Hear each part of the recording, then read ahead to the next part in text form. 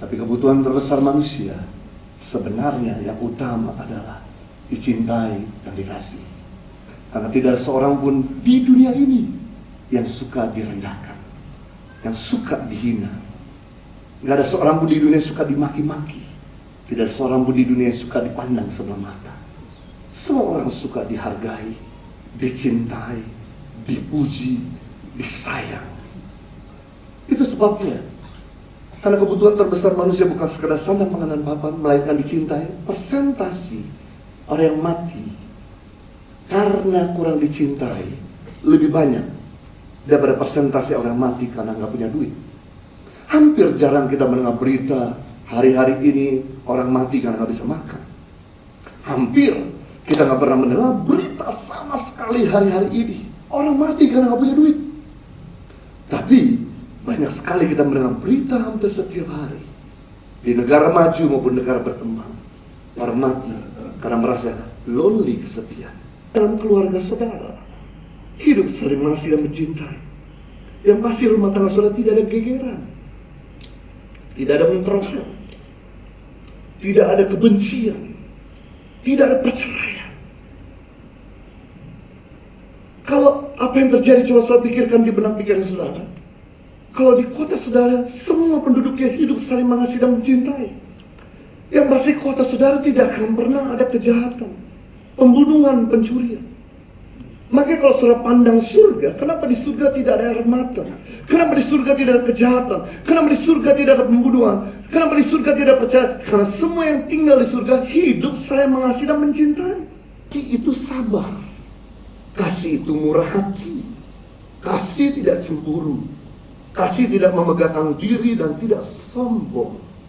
Kasih tidak melakukannya tidak sopan dan tidak mencari keuntungan diri sendiri.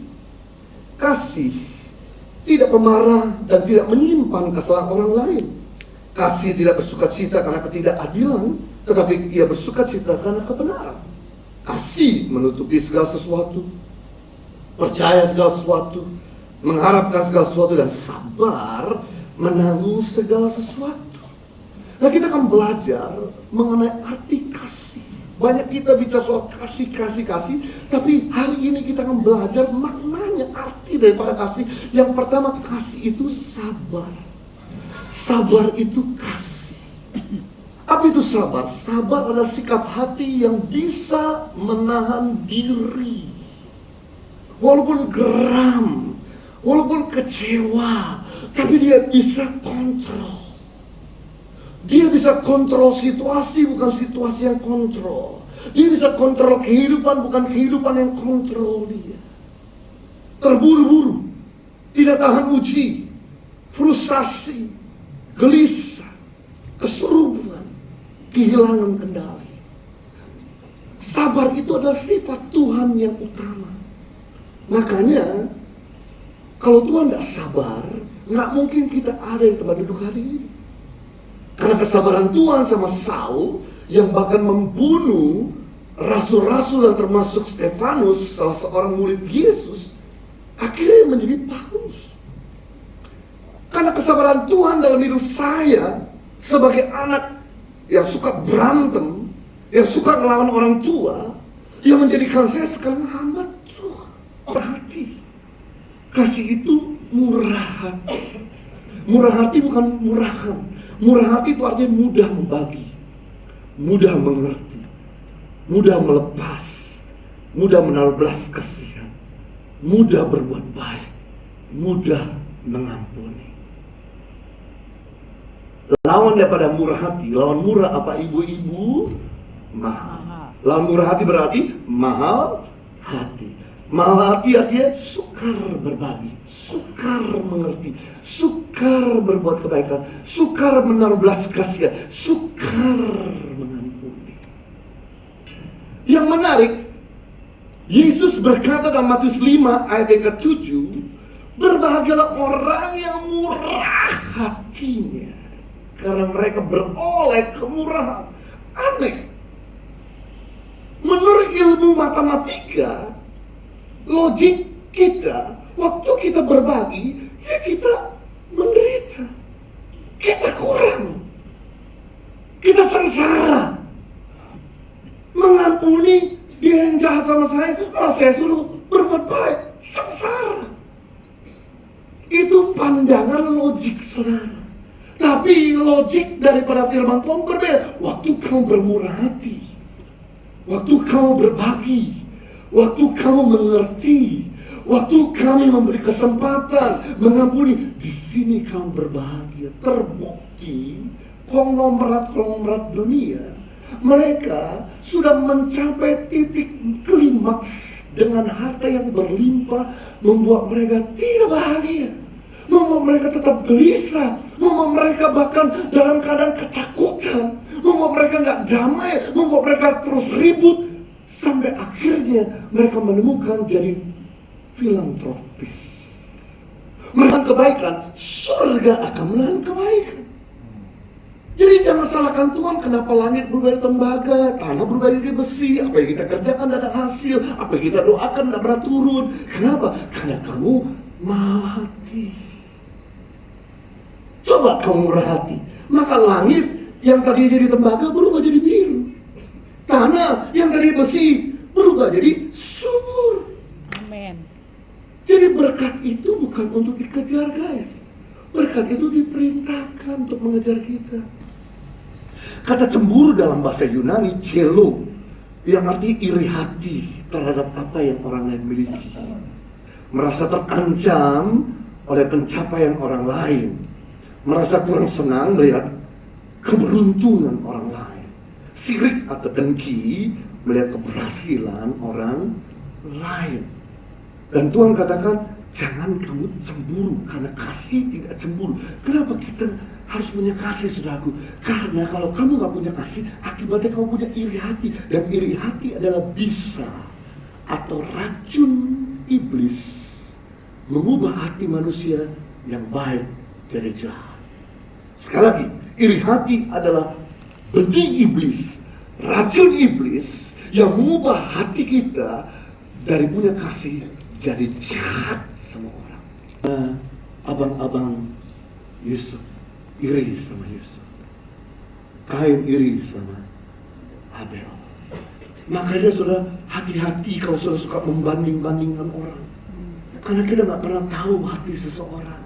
Jangan pernah bandingkan orang tuamu dengan orang tua yang lain. Jangan pernah bandingkan pacarmu dengan pacar orang lain, istrimu, suamimu dengan suami atau istri orang lain. Jangan pernah bandingkan anakmu dengan anak orang lain, karena ini menimbulkan jealousy, iri hati.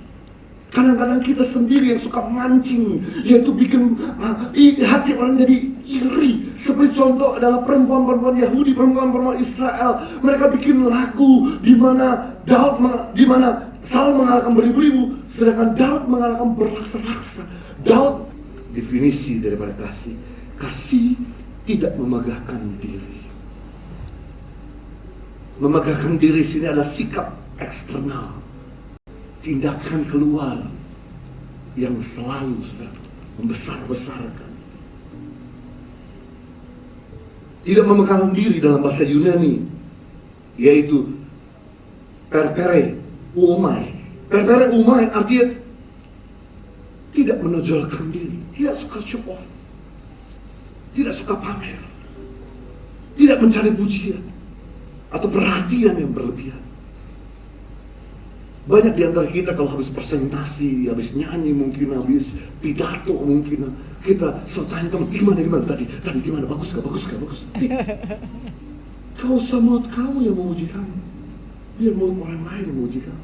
Kau usah pancing-pancing orang untuk orang memuji-muji kamu, kau usah.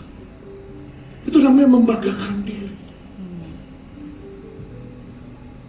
Tidak membanggakan diri artinya tidak pamer kemampuan, harta, atau berbangga-bangga dengan pencapaian. Ingat, orang yang suka pamer, orang yang suka membanggakan diri, itu masih ban putih. Orang kalau ban hitam, dia gak pernah show off. Coba lihat, orang yang masuk karate, yang masuk taekwondo, masuk judo, baru ban putih, ban kuning, udah sosokan gaya-gayanya. Tapi lihat buat mereka yang ban hitam, gak pernah tuh show off. Sama buat mereka-mereka yang baru dapat SIM motor atau SIM mobil, biasanya itu mulai show, mulai pamer. Kenapa? karena saya ngalami. Waktu saya umur 13 tahun, saya tembak SIM saudaraku dari Bogor. Karena saya udah bisa nyetir mobil di usia 12 tahun, saya mesti tembak motor. Waktu itu belum bertobat saudaraku, saya masuk geng motor, saya tancap naik motor saudaraku ke puncak. Saya kebut-kebutan di Hemuru, saya kebut-kebutan di Kemayoran saudara. Ceker berkali-kali, bangun lagi, patah tulang, ceker, hidup lagi. Untung gak mati saudara. Tapi begitu saya hari ini dewasa, sudah pegang SIM 20 tahun, saya gak pernah lagi sok-sokan seperti itu. Pamer-pamer. Padahal saya punya jam terbang mimpi lebih tinggi, lebih panjang, lebih berkilo-kilometer daripada yang lalu-lalu. Dan saya gak pernah tunjukin itu. Makanya padi makin bersih, dia makin nunduk. Lihat di konglomerat yang sejati. Mereka gak pernah pamer dengan ikat pinggang yang bermerek, baju yang bermerek, sepatu bermerek, arloji bermerek, anting bermerek, cincin bermerek. Mereka tetap pakai kaos biasa. Paling top kaos YTP, positif YTP. 12.000, kalau diskon 100.000. Lihat, no Gucci belt, no Armani suit, no Dolce Gabbana shoes. Orang kaya baru, lihat, baru naik bisnis kelas udah di kostum. Ngomongnya rohani oleh anugerah Tuhan. Di upgrade bisnis kelas. Selfie-nya kebanyakan, semua angle di selfie.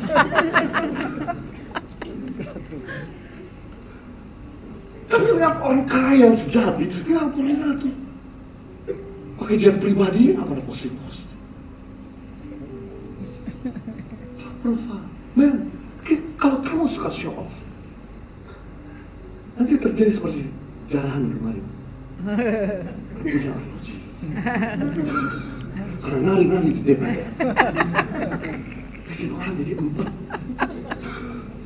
Bikin orang jadi gerah. Tapi kalau profil, berkat itu kau nikmati pribadi, nggak usah kau punya motivasi untuk show off. Enjoy. Oleh karena anugerah Tuhan. Amin. Berikutnya, 5. Kasih tidak sombong.